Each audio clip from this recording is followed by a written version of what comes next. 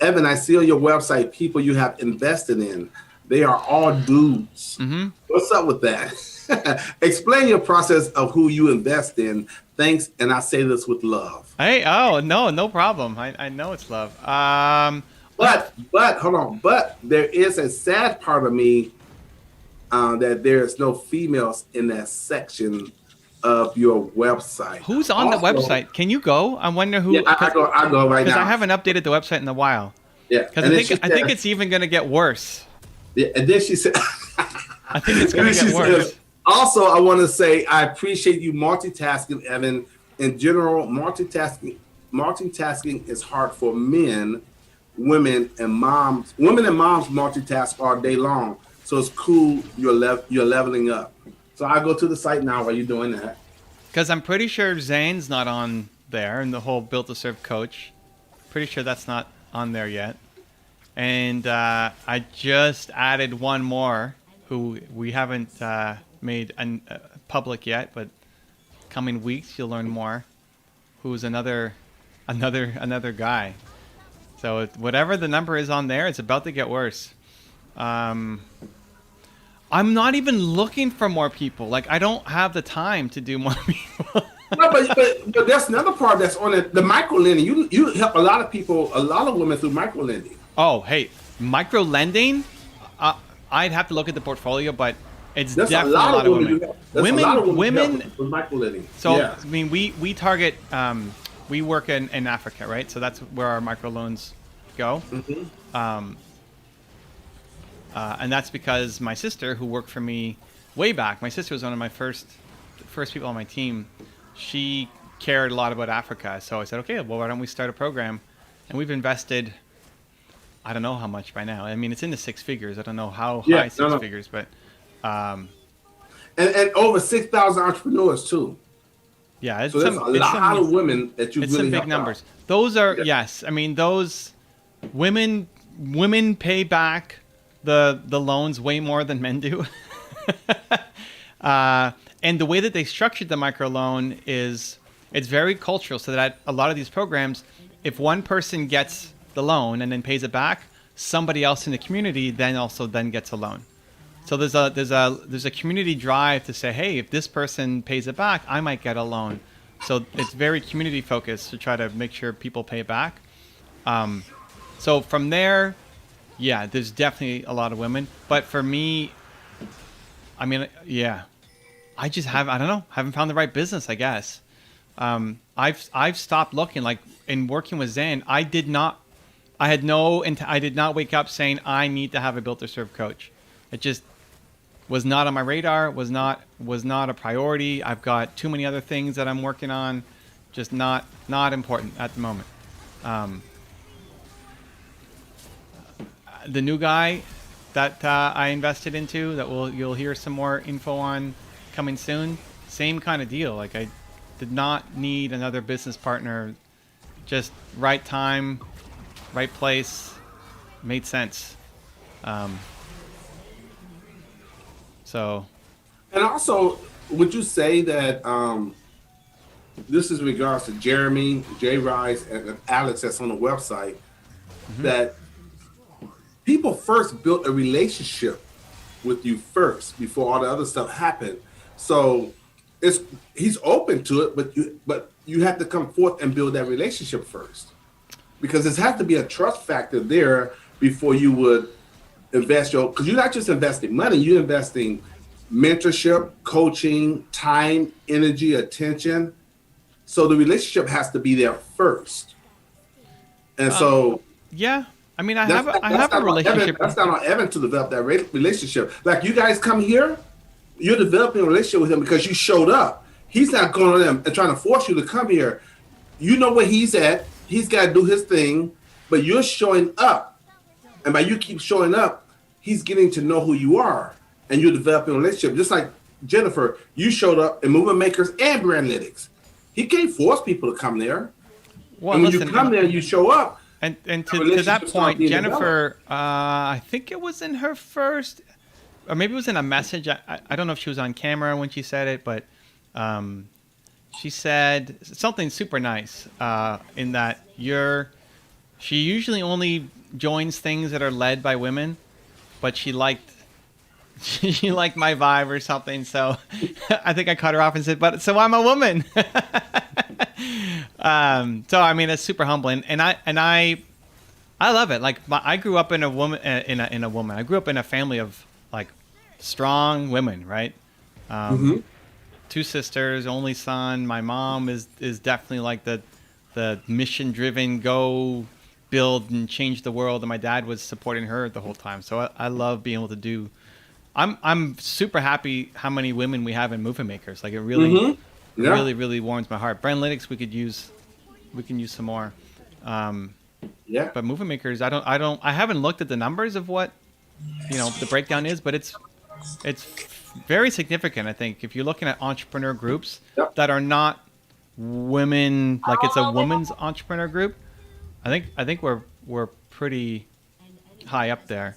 Um, No, it's up there. I know it's. but for people that I've invested into, yeah, I just don't know. I haven't. I'm not actively looking. So it's not like I have a fund open. Is like, hey, apply to work with me. I'm not. People ask me all the time, and somebody found out about you and is like, hey, how do I become a built to serve coach? It's like, we're not looking right now. We're not looking. I'm not looking. I'm not looking for more business partners. I did invest with Dave Meltzer into the Queens Gaming Collective, which is it's supporting women in gaming because there's a really toxic anti-woman kind of culture in gaming. A lot of women are afraid to turn on their cameras or for people to know that they're a girl. And younger, right? I mean, women have a little less issue, but a lot of girls have a hard time saying that they're a girl when they're playing games because they're playing, like here in this game, it's 5 against 5. But it's most likely all guys. There may be women in here, but it's heavily skewed. And if somebody found out that you are a woman, a lot of people would start making fun of you. So the purpose of that gaming collective is to try to support more women in gaming. And I'm I love that investment. I love that philosophy. I love that idea. I don't know. I haven't found the right. Every time I make an investment in somebody, it's like, okay, that's it. I have to stop. Like it is too, it's taking too much time. And then, in the past 2 weeks, 2 opportunities came up. It's like, okay, you know what? It's the right fit. Let's go. So there's no formal process. It's really, I like you. I love what you're doing. And I see a way for me to be a part of it to try to help. And then we do something. What's your process, and when do you invest? What do you look for? So you just kind of answered both of those questions at the same time. I'm much less structured than a typical investor. Like it's all vibe for me.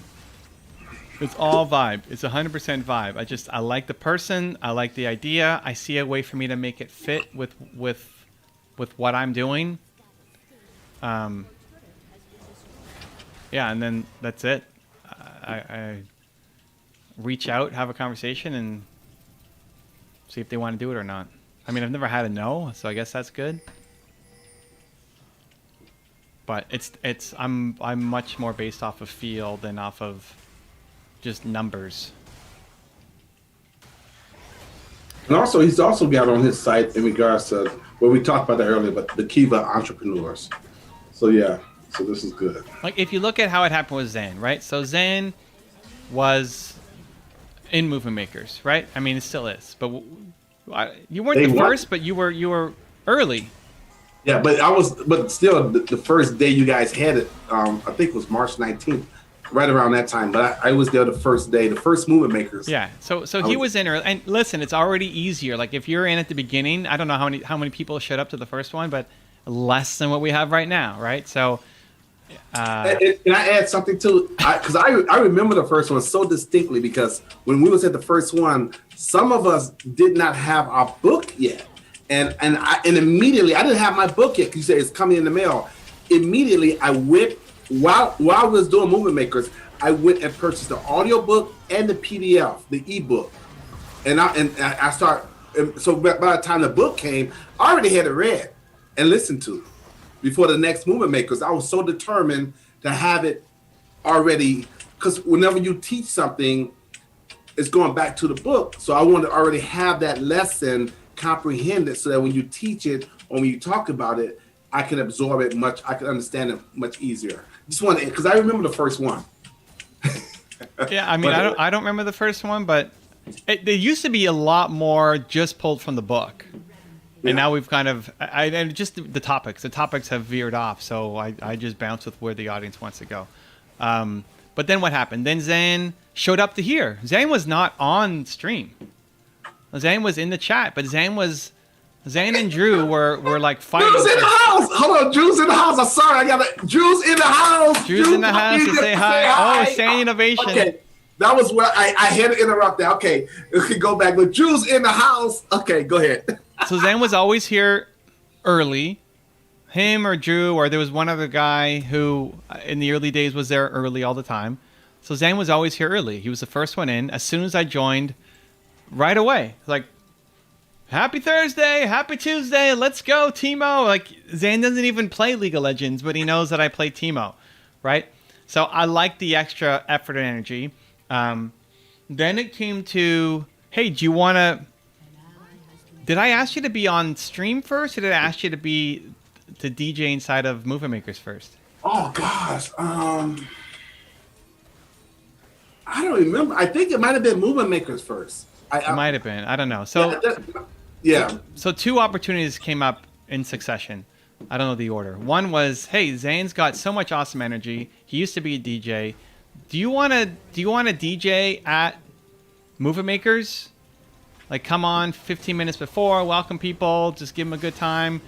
And you can obviously see, for Zan, it's not just, this is a key thing. For Zan, it's not just an opportunity. You can tell how much he loves it. You can tell how much he loves Movement Makers, how much he loves Built to Serve, how much he's really, digging in on it, which is important. Like, the heart is there, which I love to see. Because a lot of people do things just for the opportunity. So Zane said yes. So now he's starting to provide. Now he's a Movement Makers Plus member because he's part of the show, right? He's on 15 minutes early. He's doing his thing. He's hyping up the crowd for whoever's there.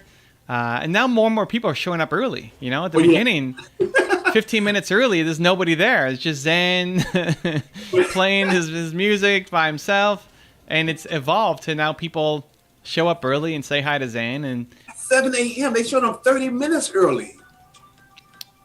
Yeah. So then it became the stream, right? So then I said, hey, do you want to co-host with me on the stream? Because I can't answer all the questions myself. We'll both answer the questions and you bring them to my attention. And what do you think? And I actually offered it to Mark Drager first. Mark, my friend for, a decade plus. And I told him, I don't think you're going to take this because this is his time with his kids right now. And I need somebody who can do like every day that I'm streaming, not just like once a week or something. Right? So I gave it to Mark. He said no. And I said, I think you should say no. Right? Like, I think it's actually better for you to say no. Like, go spend time with your kids and your wife. That's your time. And then the next person asked was Zane. And Zane said yes. So here we are. So there still wasn't anything paid in any of that, right? I mean, come on, be part of the show at the beginning. Come on and be part of this. Channel's not making any money yet, right? Come on and be a part of it. Yes.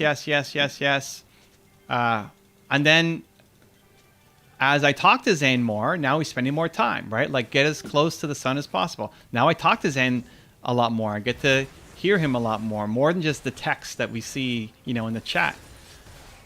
I hear his love of coaching. I hear his love for Built to Serve. He starts a Built to Serve readers group all on his own. He's like, hey, I hope you don't mind. I love your permission to start a Built to Serve readers group. It's like, yeah, go for it, man. It's great. Do it. And then the turning point where I still wasn't thinking about doing any kind of coaching program, but when Zan shared the story about his sister, which was probably the most emotional. You know, Zane had to get up and leave for a little bit, and we don't have to go into all the details of that. But I was like, I want to help this guy. You know, he's given so much, he cares so much.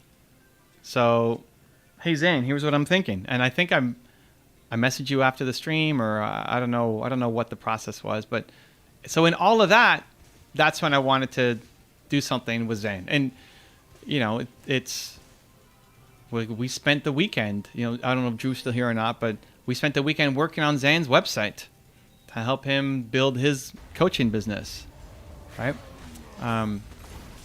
So that's the process. That's what I look for. Like people with heart, people who actually care, people who I can contribute something to. If Zane said he wants to go back into DJing, it's like, okay, I mean, I can't really help that much, right? I mean, if he wanted to be a Latin DJ and he's coming into Toronto, maybe I've got a salsa club, so that could work. But apart from that, I can't really contribute much to it. So that's the process of how I like working with people. The new person that I've recently invested into, I can help the industry that he wants to get into, but also he's given so much to people in my community, like way above and beyond, never asking anything, and I just love it. It's like I want to support this person. I love what he's doing. I want him to have more success, and I want to be a part of his success. So I didn't have time. I don't have time for another person, but it's like they're providing so much value. They're such a good person that it forces me to find time to make it happen. That's my process. It's a great process. It's a great process.